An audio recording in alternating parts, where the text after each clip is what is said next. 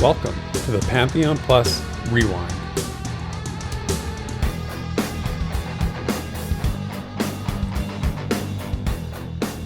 Hail and well met, brave adventurers and followers of Pantheon.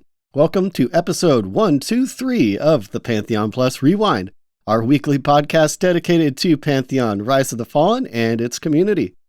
This week, we take stock of the recent Parting the Veil episode covering unique items and abilities for traversal, try to inspire the developers, catch up on community content, and lastly, we pull an Uno reverse on you in this week's lore segment. So, put on your robe and wizard hat and prepare to cast your favorite spells. Join me and my magical co-host, Theric, as we traverse through this week's Rewind. Did I go too far this week, Theric? No, I'm impressed. Uno reverse is a great way of putting it. I love Uno, yes, man. Uno reverse. We play Uno all the time here, and that is a family favorite of ours. I also like that you got the 1, 2, 3 in there. I noticed that earlier when I was writing out notes. I'm like, oh, that's cool. Episode 1, 2, 3. I admittedly got way too excited about that. I was like, I almost did like the count intro. I wanted to go 1, 2, 3. I was thinking like the Jackson 5 song, like ABC 1, 2, 3. That was what was going on in my head when you said it. Oh, there's so many good possibilities, but yeah. Anyway, we're having too much fun with that. But you know what else we can have some fun with? What's that? Our wonderful adventuring party. So, absolutely. This week we've got Zipblocks on the Darkmer Rogue, Sparrow on the Elf Ranger, Bounty Code on the Human Wizard, Screech on the Scar Bard, Wiki Woo on the Human Enchanter, Shuriken on the Dwarf Cleric, Horsosaurus on the Human Warrior, Fury Wrath on the Archai Summoner, Pavejo on the Gnome Wizard, Acera Avienda on the Elf Ranger, Churro Dude on the Halfling Dire Lord, and Galarain Moonsong on the Elf Ranger. So thanks a ton, everyone, for continuing to support Pantheon Plus and the Rewind. If you'd like to get your name read out on the show, we've got our Patreon linked below for that. And everyone that's awesomely throws us a super chat during the YouTube premiere or a super thanks in the comments gets their name on the very slow moving banner during the video. But yeah, as always, everything you guys do is appreciated, even just hanging out with us and listening to our silly podcast and tolerating my humor. So, yep. Tolerating, you know? Enjoying. Let's say enjoying your humor. I think you're a very funny person. Yeah, looks aren't everything anyway, but... well, you know, so I could say the same for myself. But thanks again, everyone. And yeah, look, maybe we should get to that silly podcast right there. Let's get silly. This week in Visionary Realms News and Notes.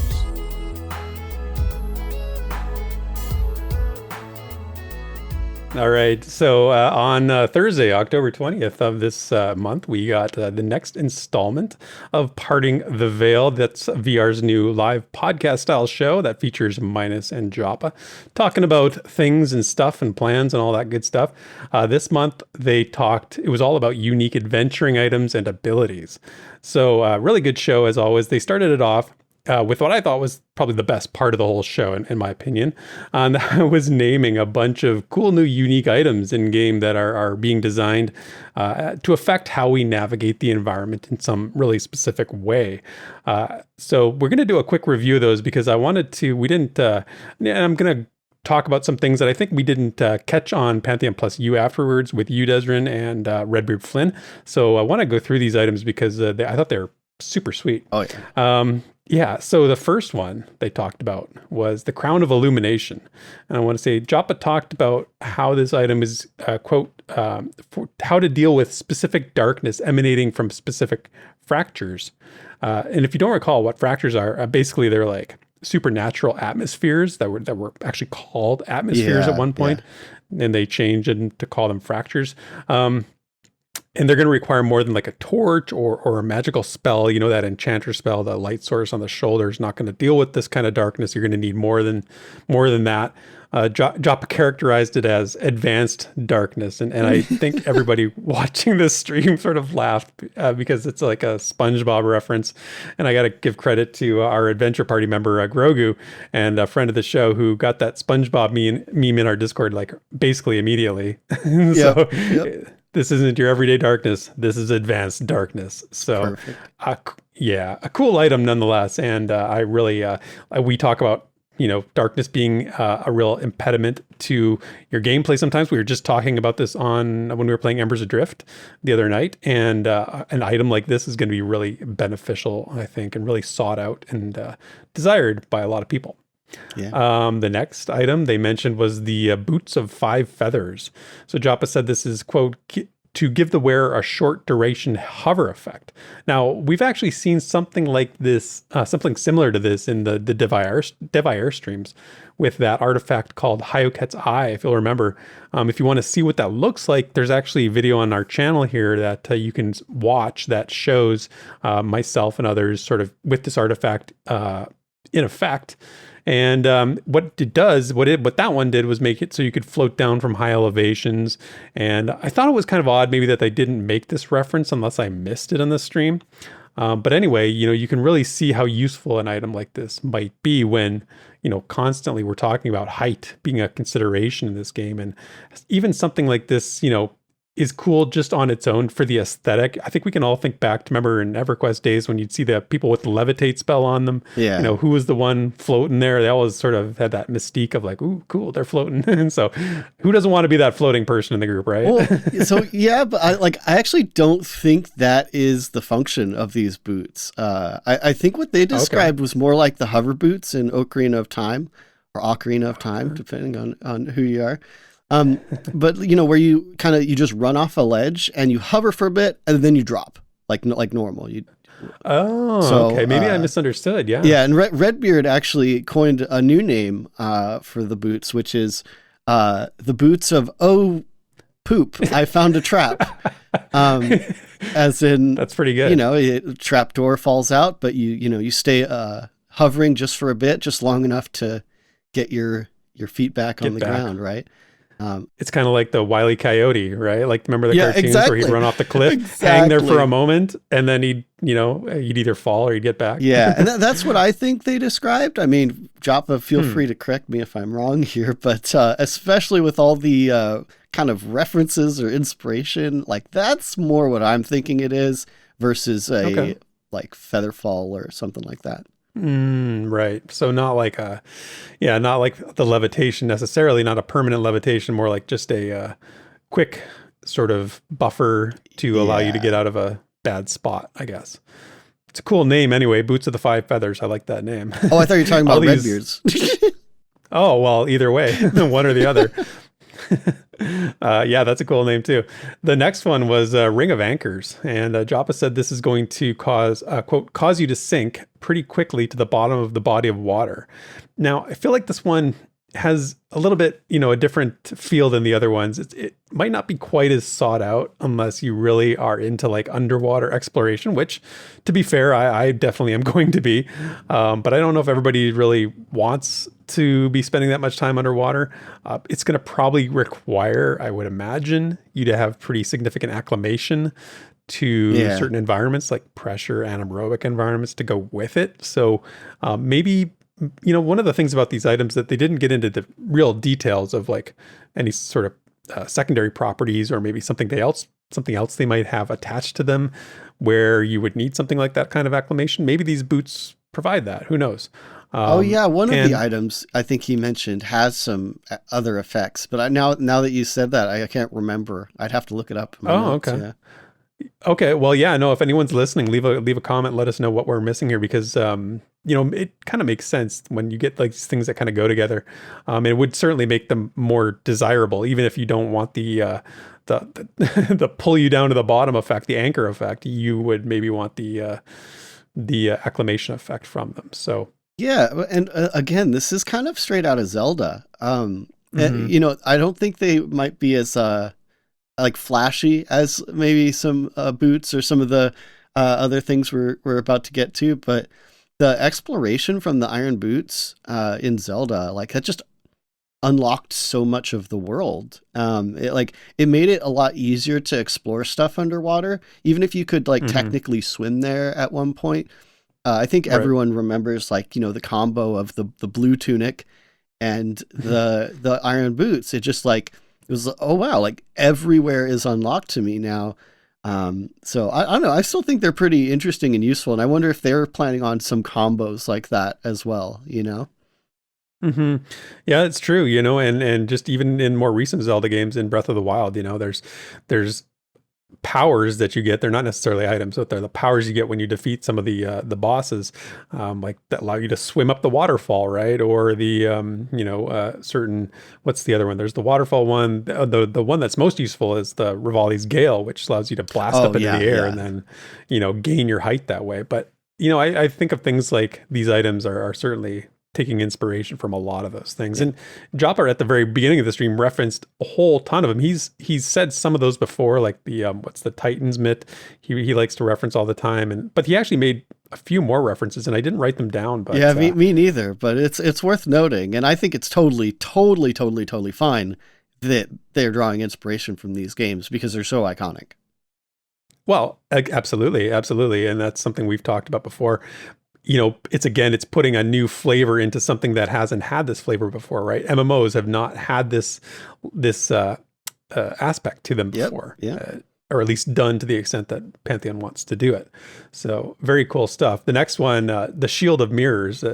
Joppa said this is for basically just reflecting certain effects.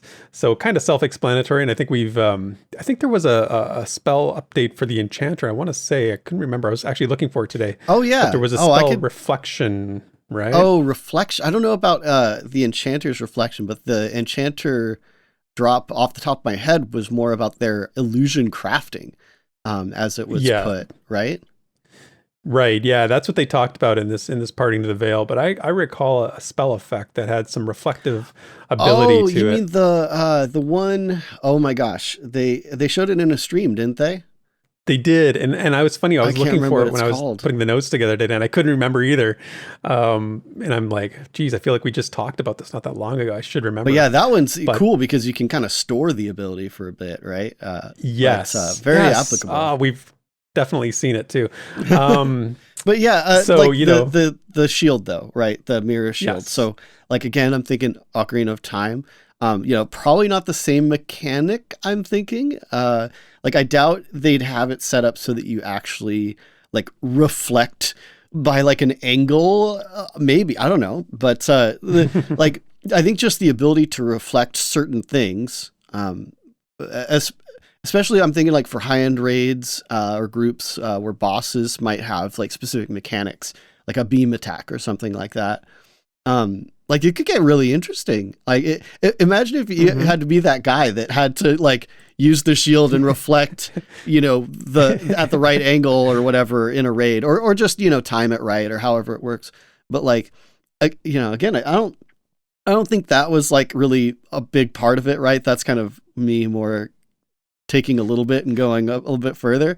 But like if they made it so you could reflect a beam of light, for example, even if it was like scripted, like in a dungeon, if they could pull that off in an MMO, I would be super impressed. Like, and again, like this could be some like random beam of light that's coming down in a dungeon in level like 30 or something, where you come back at level 50 after you've acquired the shield somehow, and you pull out the shield and you see the light bounce off. And you redirect it to like, a specific part of the wall and it like opens up a door. Like, oh, I know I'm going really off the rails, but like that, I think it sounds so Pantheon. It's just something that we don't see in MMOs. Yeah. It sounds very Indiana Jones, like, and everybody wants that sort of level of explorer interactions in a dungeon, and it kind of goes to a lot of what I think these items encapsulate. They're very imaginative, and I love the imagination aspect, and I love Joppa's fascination with this aspect of item design and creating these kinds of items. Can they pull off some of the things like what you're talking about there? I don't know. Maybe. I'd like to see. I'd like to see some examples of maybe some of these things, and I'd like to know how difficult it is to actually make things like that happen. Yeah, you have to wonder, like, why haven't we seen it in MMOs? Is it just is it a technical issue, or is it more of a design issue? Because I would say a technical issue might be more of a hurdle, for a small team, but a design issue for a game that's been very thoroughly designed, they might be able to pull it off, I'd hope so. I mean, again, we can't be the first people, and certainly we're not, and they aren't either, the first people to think of things like this. Everybody would like to, I would imagine, try and do something like this. And I just wonder if it's, what are the challenges with making items like this from a technical standpoint? I guess that maybe is a subject for a good question for a next, parting the veil, or maybe another. I was about to say developer roundtable. No more developer roundtables. I mean, like another VR event of some sort where they take questions. The next one is something that made me laugh because we've heard about it a few times. It's the good old Skyhold grappler. Yeah. Chapa said this one's, quote, designed to grab onto a surface a certain distance away and pull you to that surface, end quote. The other thing he said that's important is he said, quote, it's very rare to find in working order. So, like I said, we've heard about the grappler in past streams as sort of an off-the-cuff remark. So it's an idea that VR's had for a while. Now, to me, this sounds like it's probably part of some epic quest, which you find it and then you have to get it fixed. If you don't know the lore, Skyhold is the name of the gnomes' floating citadel. It's on the continent of Whitethaw. That's where they live. So no doubt you'll need to get some, gnomish assistance to get this thing fixed up. But it just makes me think of the hook shot. It's naturally. Even there was an old NES game that, way back in the day, what was the name of that game? It was one of the first ones I actually ever owned, where it was like you'd throw out this disc and it had like a chain attached to it. And it was like a 2D side scrolling kind of thing. And anyway, it's very cool mechanic that's been done a lot of times. And again, Zelda. Yeah, done a lot of times. Not really done a lot of times in an MMO though. Right. So which is, again, a lot of these things, you could say that about the shield too, right? Like that's been done, but not maybe in an MMO. The Iron Boots been done, but not an MMO. So yeah, and it fits into the category. I will say with the hook shot, I'll just call it the hook shot. That's what it's going to get called. There was something about this answer that kind of made me feel like this one might be either one of or the most rare of the special items. Like they seemed really hesitant about it, right? And like grappling hooks are kind of OP, Yes. I almost felt like they were maybe considering not having one at all. The way they were talking about it, I'm curious how it's going to play out. Especially curious about like what kind of limitations they might set up. Like that's the key. Just certain surfaces, or whatever. Because this one probably has the biggest implications, I would say, of all of them. But limitations is funny you mentioned that because if we use Breath of the Wild as a template here, when you are trying to solve a lot of puzzles, like specifically the temples in Breath of the Wild, they disable a lot of your abilities. There's no climbing in most of the shrines in Breath of the Wild. That you can't use that Rivali's Gale to get up to heights. A lot of your go-to traversal mechanics are disabled just so that the puzzles aren't, cheesable. They actually present a challenge. That's one of my bigger concerns with a lot of these items too. And, I'm going to go off script a little bit here, but like, every time you create an item like this, you've got to curate the world a little bit more to account for Which is great because they talked about that in the podcast, though. They directly pointed out. I think it was when they're talking about the invisible walls, but maybe not. Somewhere around there. But where they're keeping this in mind. Like they have a very explicit intent when they're designing the world to make sure that all of the different traversal options are taken into account. I mean, you could say it's obvious, but I'm really glad they pointed out that that's like really on their mind as they're designing the world. And we'll see how it plays out when all of these mechanics are in the game. But yeah, it's very, very important that they are always thinking about that. Yeah, and that's again, putting these into an MMO, you can do this in single player games where you've got one person running around and, in their own version of the world, and they might not encounter situations where there's a conflict between these mechanics, but you do it in an MMO, you've got, it's just exponentially multiplied the number of times people can find ways that, to break it, to make it not work together. It'll be pretty funny to have a traversal meta. Like, yeah, that's right. Like, oh, hey, you get this guy to get the grappling hook, this guy with the boots, this guy with the rogue rope. You do, this with the, like, you take all the mechanics to figure out, okay, how can we get up, the best? That's probably going to happen. It's funny. That is a perfect segue into what the next point I want to raise about these items. Because it was addressed in the show, how rare are these unique items going to be? Because of that, like you say, that traversal meta. Joppa said that some are going to be obtained through epic quests. Yeah, truly epic quests, I think, is how he phrased it, right? Which is good. It's good. I'm okay with that. Truly epic quests. Not everybody had your epics in EverQuest in the early days. It's notable that some are going to be bound, and this is the quote that actually made me do a bit of a double take. He said, being in the right place at the right time. Yeah. That's interesting. Because that's a bold statement, my man. Like, that takes some guts to go with it like that. And it actually leads to my overall sort of takeaway from this, Des, and that's, I'm going to make a blanket statement here and say that obtaining these items, any of these items, it fundamentally changes how you play Pantheon, I think. Now, think about the games we've referenced. It's like this in any of these games. Once you've obtained the best or the better mechanic, once you've obtained the mechanic like you're going for that these provide, you don't use the other stuff anymore. It's better. It's just a better way of doing it. So, if you were used to a mechanic, if you were used to getting to one place before, now that's replaced. So you always prioritize getting these kinds of things as soon as possible, because you don't want to waste your time leveling up or developing a skill that you can just replace with a grappling hook, that kind of thing.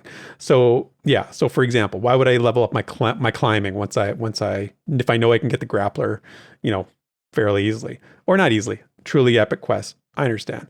Why would I seek gear that helps me with climbing when I know eventually I'm going to get that grappler? What stats am I putting into? We talked about this last week about stats and the importance of them, how they can affect your endurance. Will that affect my climbing? Should I put those stats into the endurance, into my constitution, whatever it was that affects endurance? What about the boots of the 5 feathers? Does that affect the glider meta? What do I need to really aspire to those gliders? Now, I know we were a little bit unclear about the exact effect of those boots, but these are the things that are being on my mind, and I'm always wondering, are they developing these things to complement each other or to compete with each other? And I think that's a really important question. And don't get me wrong, I like these items, I do, but boy, they need to be really. The rarity question is very real, and they need to be few and far between. You run the risk of invalidating other systems. This is all game design stuff that I know Joppa thinks about. I know he's smart and realizes these are issues and in place, but it's something that I look at these discussions and I think, I wonder if that's going to be a problem. And if it's a matter of sometimes just being in the right place at the right time, that's a separate issue maybe, but I'll just say that having these items in the game can be a game changer. So I don't know. What do you think, man? Well, I definitely think they're going to be game changers, but I don't think they're going to replace fundamental mechanics, honestly. I think they even showed in this podcast that they're meant to complement your base mechanics and build off of each other. I think it's just really intentional how they're building this whole ecosystem of traversal items. For example, since you brought up the grappler, so I expect that the grappler, besides being super rare, like it'll probably have, endurance limitations or something like that. And like I said with the hover boots, I don't think they're for gliding, right? Or right, safe falling or anything. Even the glider, speaking of, that requires proficient climbing to be effective. Right. And like even the iron boots requires a way to breathe and see when you're deep underwater. So like all of the ones they mentioned, I think have a clear, like they build off of something else. And yeah, I think they've got a pretty keen mind to make sure that they don't just replace fundamental mechanics, but that they open up these new possibilities when you combine them, which I think that's the point. You said combine them. It made me think of what you just said, the boots and the crown for when you're down deep, Yes, in the darkness of the deep. 100%. You got the crown and the boots. There you go. Now you're good. But yeah, you kind of touched on this, but I think one of the biggest points of this whole thing was how when you get one of these items or, two of these items, or every time you get one of these, you see the world differently. I actually think that was Joppa's main point. Is that the world opens up more and that suddenly you're thinking differently.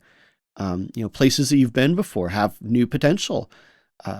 Just like in classic adventure games that we've been talking about, it's like you start to figure a different way around the world. But yeah, I think it's like, you're right. And I think that's like, it makes more sense when you see these items on the tier that they're on. You realize how high tier they are, right? Like they have to be that high of a tier to make that kind of sense. Yeah, like screw epic mounts at this point. Like it's going to be an effort and a goal to get boots so that you can do certain traversal things. And I don't think that is going to be completely negated by other traversal things. I think there's going to be kind of specific answers to certain questions, like the trap example. As funny as it was, like you could imagine how useful those boots are going to be in dungeons that have floor traps. Like it's just an obvious one, right? But hookshot's not going to help you if you accidentally fall into a pit. Like, assuming you can't just infinitely grapple, which obviously they're not going to do that. Yeah, no, assuming you can't infinitely grapple, you're right. That's a good point. That was something that they talked about a little bit with the spells. When I don't have it in the script, but with those spells and abilities being able to sort of get you to a better starting position to help your climbing, right? So you can It's all really about them building off of each other. Yeah, exactly. But as far as that whole right place, right time stuff, because I think this is a big part of our discussion on the Plus U as well. It's but I'm actually a huge fan of that if it's used sparingly. I said I'm a big fan in the past of the loot goblin in Diablo, and similar mechanics to that. Other games have little random encounters in the same fashion, but I just like the idea that something that can come up that's it obviously is going to add an additional danger or challenge, kind of throw a wrench in your gears, but you have this hint of but if we get through this, maybe if I risk chasing the loot goblin, maybe, and that's just something you just couldn't really predict, and something you kind of have to adapt to on the fly or miss out on. Again, use sparingly. I don't if every single one of these items is just a random encounter, that's not going to be fun, and I don't. They're not going to do that, right? There's no way. But yeah, use sparingly. I'm really a big fan of doing that.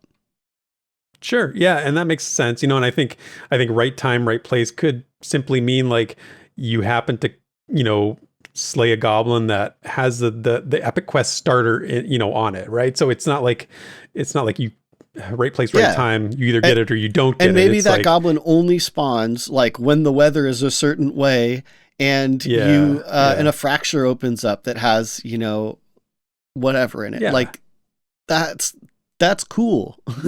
It's absolutely cool, and I like that. So yeah, I think that maybe that was just taking that one phrase out of context wouldn't be accurate. Put it in the context in which they were talking about it. So makes a lot of sense. There was another big conversation piece that actually came out of this, and that was the part about gliders. I'm glad they brought this up because Desmond, we're already seeing a lot of what I think we would both agree are fundamental misunderstandings and misinterpretations about the impact of gliders. That's one way to put it. Yeah.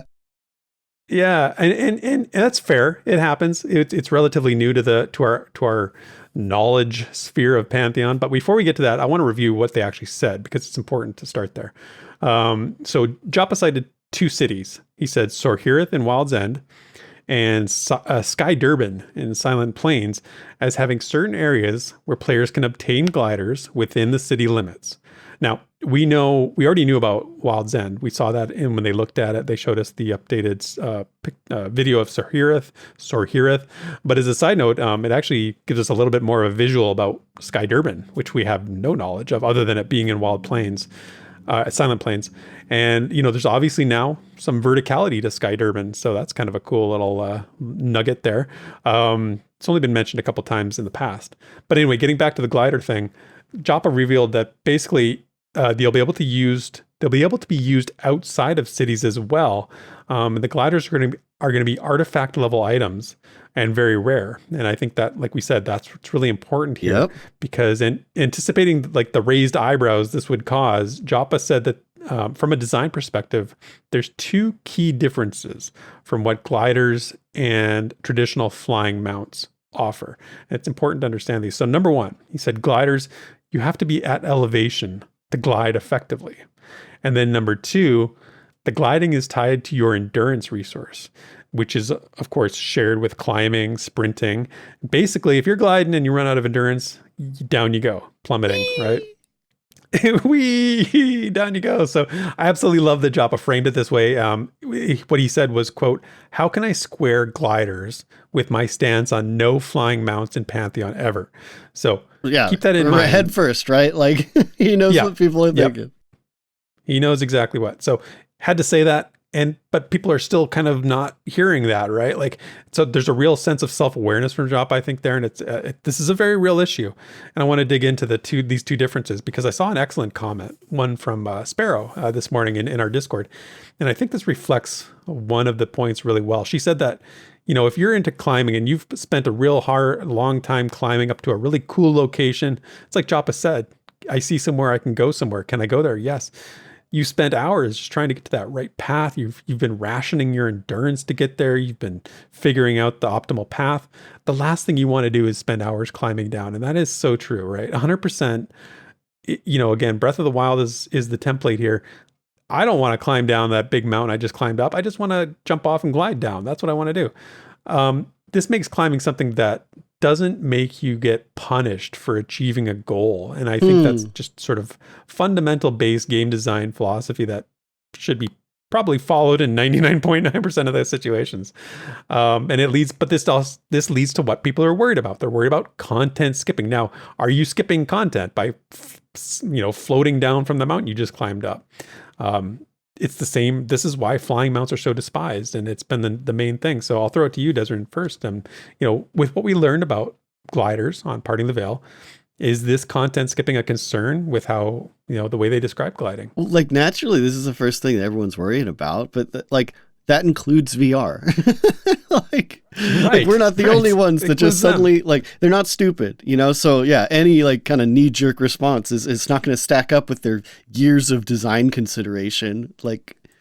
Not to say they're infallible, right? But just no, the point in the PTV is that they're peeling back the curtain on stuff that's been brewing for a long time. So you can expect they've obviously thought of, but what about content skipping? Of course, they've played games, they know. Anyway, besides the only a key point, which is that the easy to get gliders, quote unquote, are solely for navigating the certain cities. I think the biggest takeaways for balance are, the endurance drain and the fact that you cannot gain elevation. Right.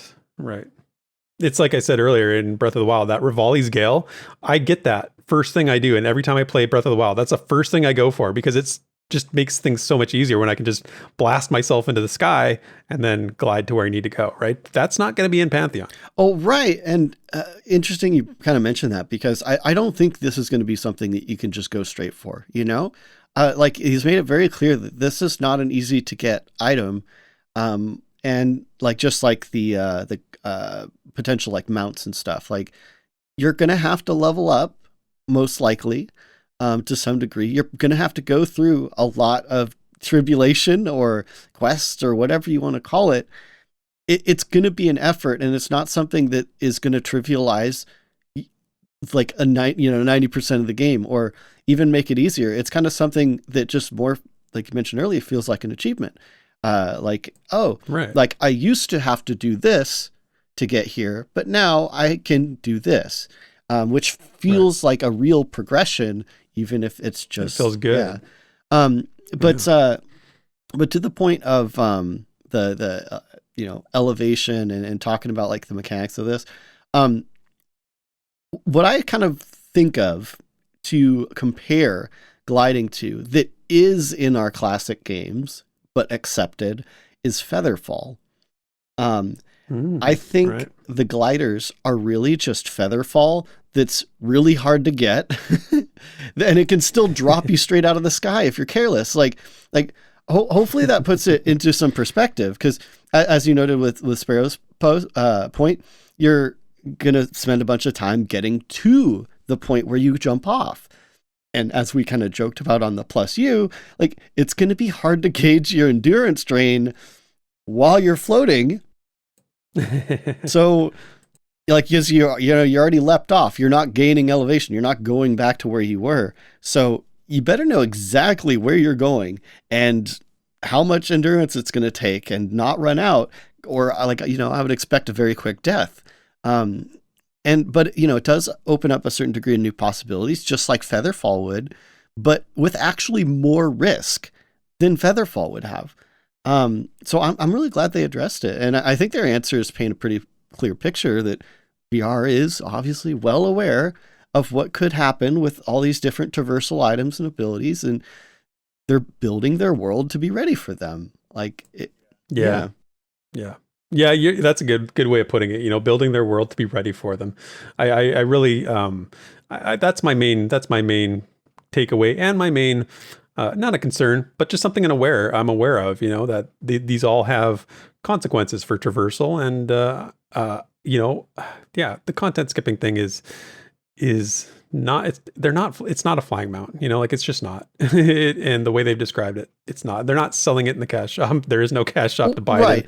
That's why I brought up Featherfall, because that's something that everyone is just for some reason okay with, and that's less risky than the gliders. So what's the deal? There's baggage attached to the flying mounts that goes beyond the content skipping. I think it's just a lot of fear, though, right? It's like, well, they said one thing and now they're saying something else, when it's like, it's not really like that. It's just you're afraid of, people that have not taken all these things into consideration.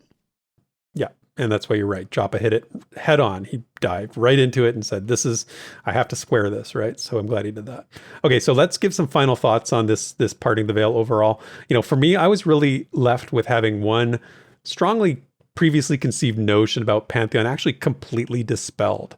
And I'm going to admit something here, that at one time I actually thought, at its core, basically Pantheon was, much like EQ in a lot of ways, all about combat.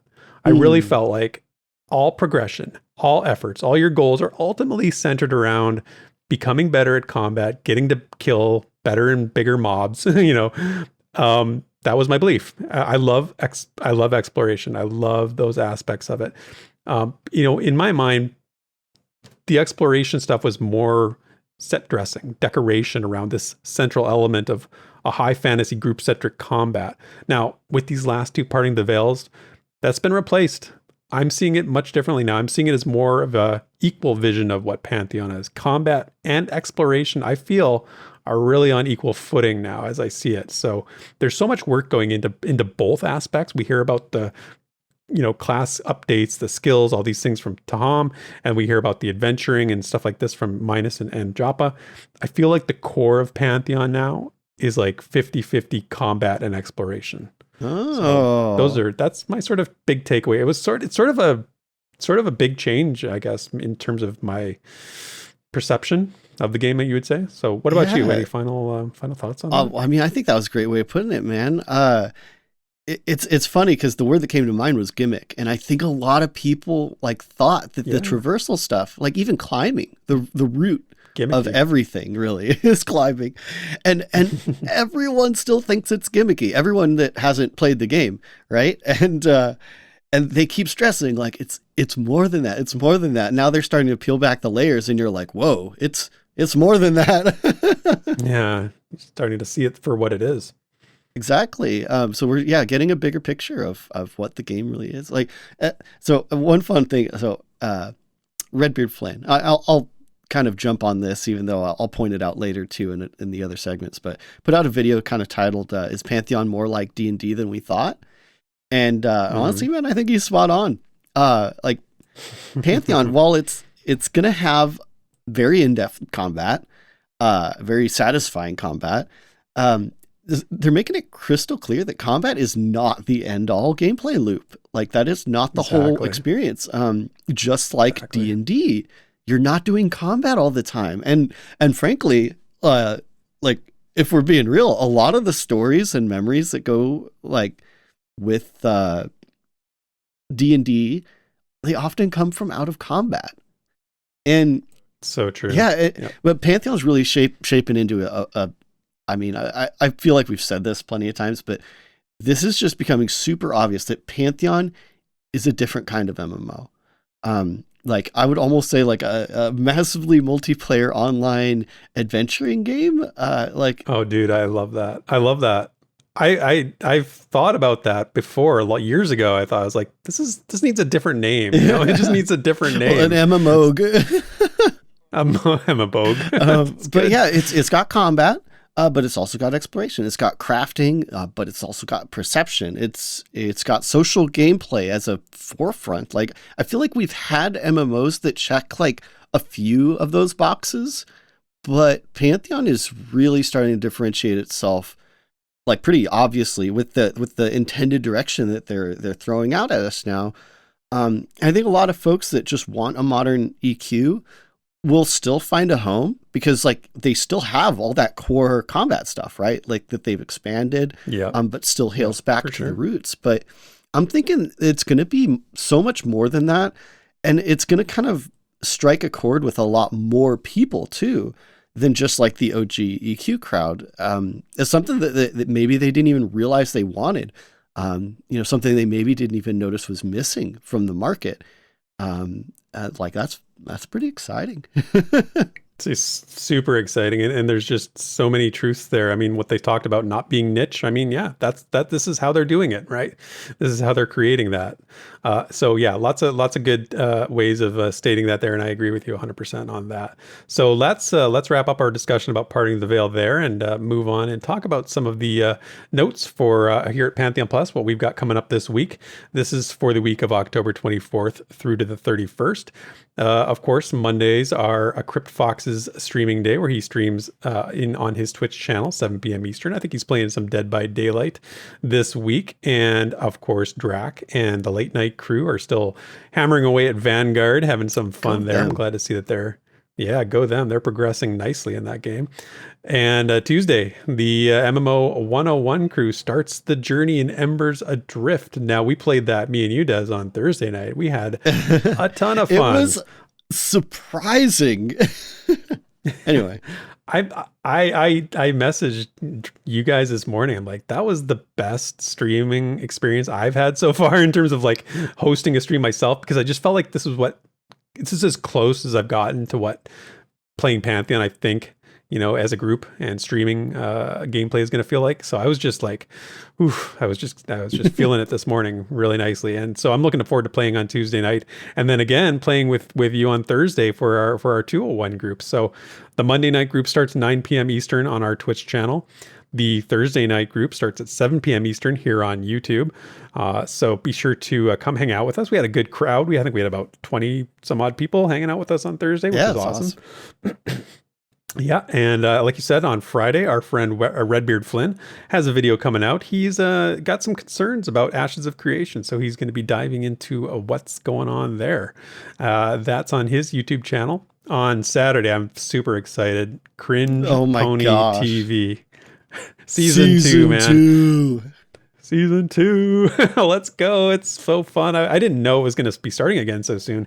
Kudos to Nathan. I know he's been putting like a lot of work into it, of course. You know, naturally it's He's Nathan, but it just he really kicked it off, didn't he? So here we go again. Yes. Can't wait for more Cringe Pony. That's midnight Eastern or 11 p.m. Central on Nathan Napalm's YouTube channel. So be sure to be subscribed over there and have notifications set so you can catch that. I need to put the notifications on because I miss it because it's on so late and I don't know, I forget about it or whatever, but I always try to catch it when I can. And so lots of exciting stuff on the schedule for this week coming up and lots of good discussions. So that's going to wrap it up for this week's VR News and Notes. When the Pantheon community speaks, we listen. So let's dig into the forums and fan projects to see what the discussion's all about. Well, short section today, but first off, I want to say thanks to the folks that stopped by that thread we mentioned last week, the aggro beans dropped during taming and all that. And that was the thread by Disposalist, to be clear. But I'm not sure if we actually helped, but I noticed the thread has kind of turned back on track and, you know, there's still plenty to talk about. So that's great. That's so great to hear, man. I'm like, wow, I'm going to take credit for it. We should definitely take credit for that. Yeah, it was all us. It was all us. Let's take our wins where we can get them, man. That's great to hear. Cool. But yeah, so that, you know, you could still jump into that thread, still going. But as for the discussion, it's kind of more of a highlight, really. This is a thread titled, "How Can We Inspire You, the Devs?" And this is by Darsis on the forums. And basically this is Darsis just saying, you know, they're, you know, very excited for the game, but they know that from their own experience that inspiration and energy are keys to creation. And they're looking for ways to help the devs kind of push the game to the finish line, you know, have a positive attitude and be inspired.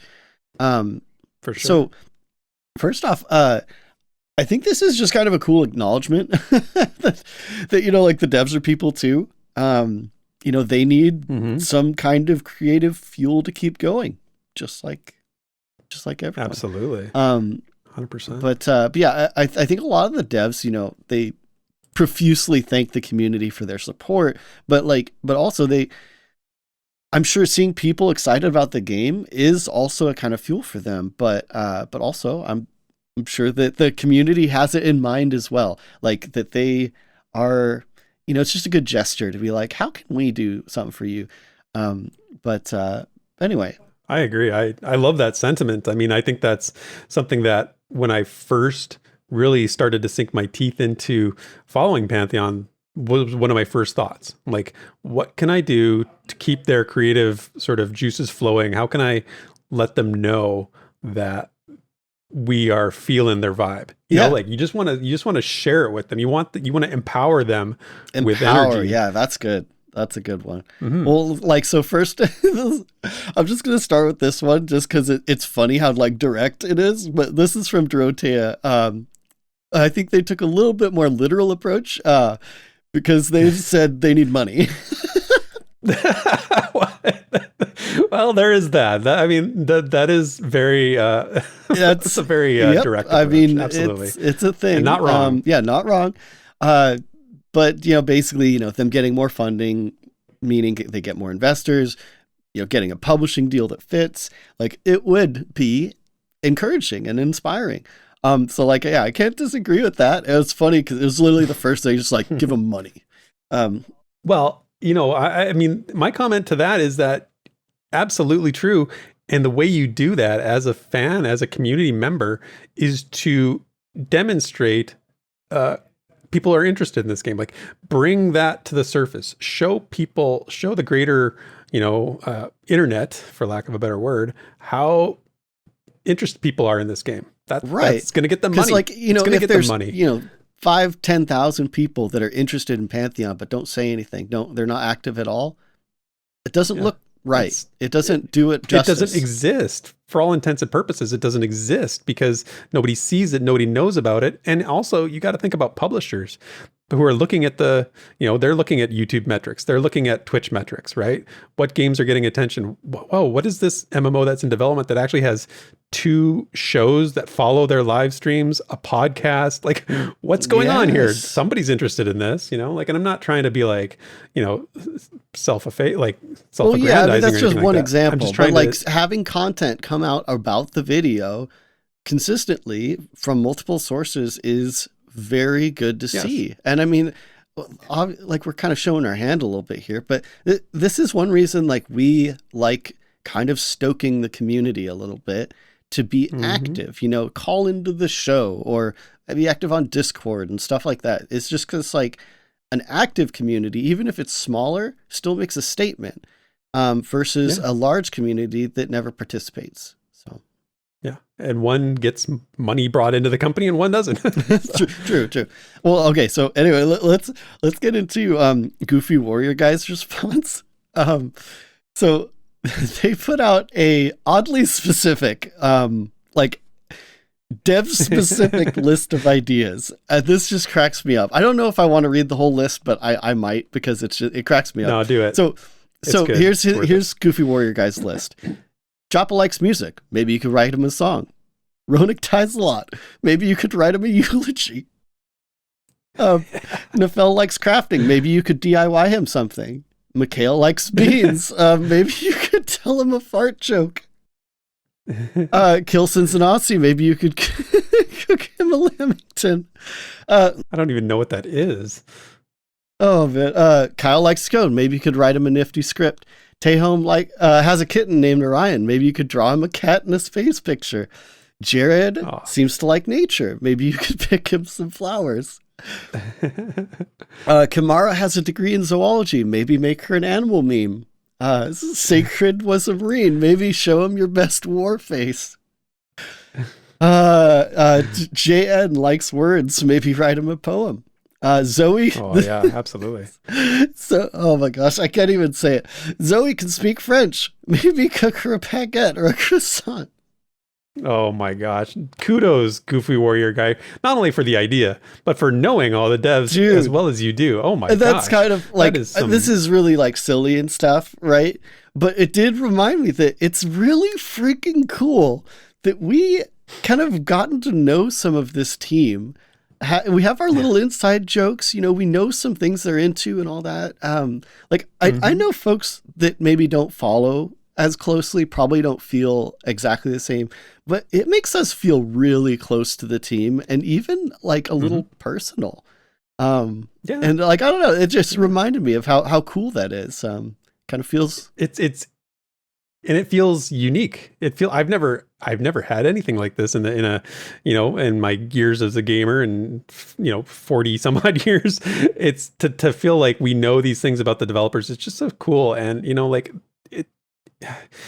the idea is so wholesome, and I totally think that somebody should do at least one of these. That just makes me so like, I mean, some of them are obviously like kind of joking and stuff, but being a little like personal. The first thing I think of, because of our next section is like art and stuff, right? In all its forms, like Man of Rohan with the songs and, that stuff is so cool. And especially implementing all of these kind of inside jokes and stuff. It just kind of makes this atmosphere, it feels like we're all just kind of a group of friends. And it just so happens that this part of the group of friends is working on something really cool. But I'm sure that is encouraging to them. It's inspiring to them, and I think it fills their tanks, like I think it fills the well, as my wife and I like to say when we need support from each other. Her well is filled and sometimes mine is filled and we can draw from it. I think that if you think about it like that, people sometimes don't like to hear this because they're like, oh, it's a business. They're a business. It's all about money. It's like, you can look at it that way, or you can look at it in another light. It's a business, but it's made of people. It this way. Like, it's a business that is made of people. We know their faces. They're people with real, voices. Insert an office meme here, I guess. Yeah, seriously. I know. But yeah, it's really, really cool. And so this is kind of just a shout out to, maybe a bit of call to arms to our community to, if this inspires you to think of anything kind of fun to do for the devs, let's do it. If you need help, reach out to us, and we'll try to make something happen. 100%. Yeah, absolutely. But I think that is actually going to be it for this week's community discussion. The Pantheon community is full of cool projects, new people, and things that are just worth sharing. What's this over here? Look at that. So let's see what we can find in this week's Community Spotlight. Okay, Community Spotlight. This wonderful corner of the world where we sit on this podcast and get to show you things that you may have already seen, you may not have seen, you may not want to see, but we'll tell you about it anyway. To each their own. But jokes aside, let's get to the videos, because I don't think we have any new like fan fiction or anything lately. But let's see. First one, as I mentioned, Redbeardflynn put out this video. Is Pantheon more like D&D than we thought? And obviously, this is referencing the Parting the Veil and what it means for how the game plays. And I know for a fact that this man barely slept in order to get this video out there, and even includes some silly animations and stuff like that to kind of make his point. And I think it's a great point, so it's very much worth watching. But it's a good video. I watched it today. Very, very good, because I mean, there wasn't much time to. He got it out like immediately. He's a workhorse. But yeah, then we've got, this one is actually a fun little surprise. Okay, so this is called Pantheon Rise of the Fallen Gameplay Montage. Best bits of gameplay shown so far in Pantheon. This actually comes from MMORPGGG. They have a YouTube channel, and I found this, and it's just kind of a collection of their favorite footage, mostly from recently. Mostly. You know what's funny about that channel? I'm subscribed to that channel. They are a surprisingly small channel. They are in terms of like the number of views that some of their videos get. It's very like I think they use like a auto voice text to voice for all their narration in their videos, which maybe that's why. But I really liked this video. It was a nice montage of some of the footage we've seen. I think they picked some pretty good stuff. Yeah, I thought it was pretty good too, and it's. Obviously, like, we generally like their articles as well. I feel they're more of a news site. MMORPG.DG. We've highlighted their articles, maybe shared them on Twitter and stuff. But good stuff. It's just really nice surprise. Speaking of things that, well, I guess this isn't even a surprise, but here we go. The Sir Medieval video. Shoot, I can't even do it. 2022 pre-alpha recap. Wild's End, a new dungeon showcase. Pantheon ROTF MMO developer live stream by Sir Medieval. Actually, that one wasn't even that crazy. You're getting better at this. I think you're like acclimating to his titles. I love that, like, ROTF MMO. It's just too good. But yeah, this is a recap of the recent dev stream. I actually really appreciate, he used almost all Pantheon footage in this one. Some of it was from a while ago, and some of it was from EQ2, but he actually even labeled the EQ2 stuff this time. And I know that's been kind of like one thing that we, our viewers and other folks have kind of pointed out, is he uses a lot of like non-Pantheon footage, but didn't this time. So I think it's a nice change. And hopefully they get more footage for him, right? But yeah, absolutely. I'd love to see him just put it all with Pantheon footage. Yeah, but that was really nice. And of course, this is kind of a funny one. This is a BazgrimTV watch party that he ended up doing on Monday. Poor guy, because that was not necessarily within his timeline to do a watch party on Friday. So, but this is reviewing Pantheon Rise of the Fallen's new spooky Sevil Manor. And that's... You mean Sevil Manor, Desrin.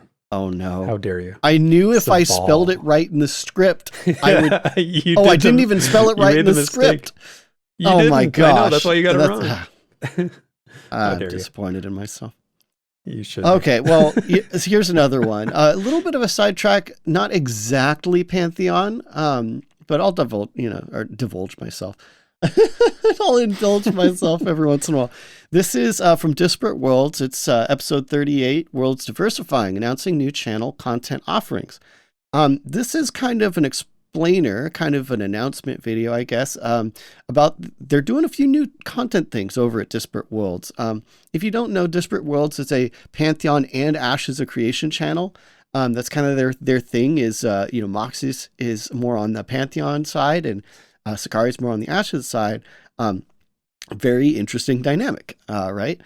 But yeah, so they're going to be, still covering Pantheon and Ashes in their usual format, but they're also going to be doing some live stream kind of podcast kind of a thing on YouTube. So that's one new thing. They already have one out that's up on their YouTube. It's kind of like a live review, I guess you would say. Right. But they're also going to be doing some like kind of short form news updates too, because as they put it, they don't always have time to make a big video, so they're going to try for some really snappy things to just report the important stuff. But I'm looking forward to that. That's going to be awesome. Yeah. Also, I actually totally forgot about this. I'm glad you put this in the notes. These were in last week, right? Squashy Hat's new artwork. Yeah. I missed it. There was one. Well, there was one in the show last week, and then he's since added two more. So there's three from Squashy Hat now in the art reel that you've been seeing while we've been doing this section and the segment before. There are two of them are made. I think he's using Blender to do some 3D art, 3D modeling, and it's like one is the underwater scene. I think he was inspired by the well pond, like looking up from the bottom of the well pond. That one was in last week's show. And we've got two new ones in this week's show. One is like a blacksmith's table with like an anvil, and I think there's a hammer. I think he was inspired again by some of the Thronefast lore or some of the discussion about Osirico and anyway, I won't go into it all, but it's a really cool piece of 3D art. And then the third one is even different. It's quite different. It's more painterly, I guess you might say, more done in a much different style. And I don't recall, he did put it in our Discord what it was inspired by, and I don't recall, but it's really, really nice, and I really like them. So I wanted to thank Squashy Hat for adding those to our art reel. And again, anyone else out there, if you have artwork, Pantheon inspired, Pantheon themed artwork you'd like us to feature on the show, just hit me up. You know where to find me, and I'd love to add it to the show. Yeah, so we will put it in the rotation. It will go in. Yes, people will see it. It will go in. Well, lastly, I kind of wanted to acknowledge something. Over kind of the last, I would even say a few months, really, I've kind of neglected calling out these brave souls that post in the Introduce Yourself forum.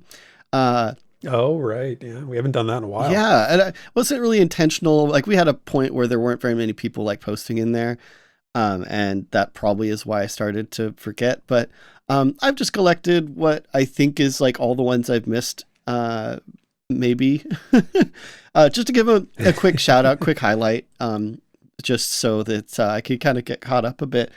The first one is called Hail and Well Met. This is by Eldar, and Eldar, played EQ back shortly after its release, played WoW as well, and they found out about Pantheon through Co-Carnage.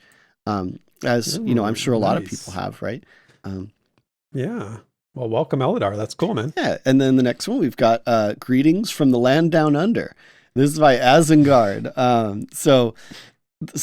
Another Aussie. Dude, right? And so they found out about Pantheon, surprisingly, recently. So they played a ton of MMOs over the years, but apparently they just heard about Pantheon, so that's awesome. And obviously bonus points because they're Aussies, right? Gotta love the Aussies. Gotta love the Aussies. Okay, welcome. Here's another funny one. This one's called. I can relate to this one. Oh my gosh, it's called Hello Hosers by Nalf in the Tank, and maybe it's just supposed to be knife in the tank. I think I want to say Nalfine. Nalfine in the tank? Nalfine. Okay. I was imagining this wrong, but anyway, they're obviously Canadian. So, what what's there to there say? to say? Yeah. No, I'm just kidding. They did say something interesting, that they didn't actually really like fall in love with Pantheon, like watching a few like YouTube videos at first over the years. But they recently started like researching a lot more, and they're really into it now, and they seem to also be into the lore. So, you know. Ooh, well, hey, it's good to have you. It's good to have you out and about, Nelphine. I'm trying to be like, you know, what do people think Canadians sound like? I'm like, that's not what we sound like, but I'll just go with it anyway. Well, so. just another Canadian lore person. Good people. Yeah. And then we've got Well Met Everyone by Dreadlaw. New pledge. And, of course, looking forward to bringing back those glory days, right? So, hello, Nice. Dreadlaw. Oh, welcome, Dreadlaw. And then lastly, we've got, simply put, Hi Guys by Cade. Been around a long time. They mentioned, I think, that they played the game back in the very early days with Brad. And but they're new to the forum, so it still counts, I guess. It definitely counts. But yeah, so hey, welcome, Cade. Yeah, welcome, Cade. That's awesome. And welcome everyone that I shouted out here to the community. And if you can, speaking to our audience now, if you can, follow the links down in the show notes to go say hi to them on the official forums, and make them feel super welcome. Just in case they're not listening to the show, right? But yeah, now I think we're caught up. Nice. Well done. Thank you. But yeah, that is going to be it for this week's Community Spotlight. Sit back and relax. It's time for The Lore You Know. Well, I was thinking about what I wanted to do for our lore segment this week, and honestly, I was pretty stumped. We've read almost every piece of lore on the current official website. I know we've gone through a lot. We've read others that haven't been migrated to the new website, or stuff that has never appeared there and comes from videos or other sources. So what do we do? What do we do with this section? It dawned on me that therein lies the answer. Now that I've imparted all of you with the knowledge and wisdom to be able to understand the world of Terminus, it's time for you to start applying that learning. So here's the deal. Now, I'm sure we'll get new lore at some point, and I will do another reading. But for now, what we're going to do is each week I'm going to put out a lore question for you, our lovely listeners, to answer. Now, don't worry, the questions will have their answers somewhere on the official website, so you don't need to go digging too deep on, the wiki or whatever. Your third-party sites, might have some of the backlogged lore. Although, I will say, if you want to check out the Pantheon Plus playlist named Derek's Lore Library, you might be on the right track to, you might find some answers there. However, every question that you can find it on the main website. But I'm not going to let you off easy either, because there's going to be two questions. So the first one is going to be basically a basic fact. And the second question is going to be a little more involved. So for example, here's the lore questions for this week, which you'll see on the screen, and I'm going to say. So number 1, what is the name of the current ruler of Thronefast? And number 2, what event led to this person becoming ruler? So me. Those are your questions. Just kidding. No. You don't get to answer here. So it's going to be a thing, and I encourage everybody to try and throw an answer out, even if you're wrong. Who cares? But you might be asking, what's your incentive? What do I get for doing this? Well, other than our utmost respect, of course, anyone who answers question 1 gets the title of Apprentice Keeper. And if you get both, if you answer question 2 as well, you get the title of Lore Keeper of the Week. What I'm going to do is throw your name onto a fancy graphic like the one you're seeing on the screen right now, so you can be, immortalized on that week's episode. So to give your answers, you've got 2 options.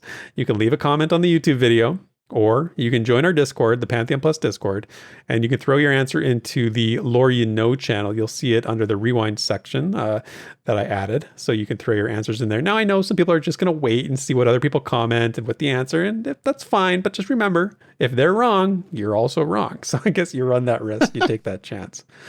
It's all for fun, of course. It does nothing other than a little fun and notoriety out of this. But personally, I can't wait to see who amongst us amongst our audience has really absorbed the lore like I have, and just knowing how well written it is, I hope I've impressed upon you all that it's worth knowing. So happy sleuthing, everybody out there. And that's going to be it for this week's Lore You Know. All right, Desiree, I had a great time as always I do. But, if you had a good time out there and if you're listening to the show, why not share it with a friend? We're very shareable indeed. We're like at a party, and people are, just sharing stories and sharing whatever. We're like that. Just hit that button. Let somebody know that the show exists. If they need more Pantheon in their life, maybe some of those folks in the section that Desrin shouted out for the introductions, maybe they should know about this show. We're here for them. But honestly, I see lots of folks popping into various places all the time saying, what's up with this game? Is it still happening? Is it still in development? If you see that, hey, the Rewind could be a good place. But, we're nice people. We're good hosts, right, Des? If we do say so ourselves. If we do say so ourselves. That's right. So, and humble as always.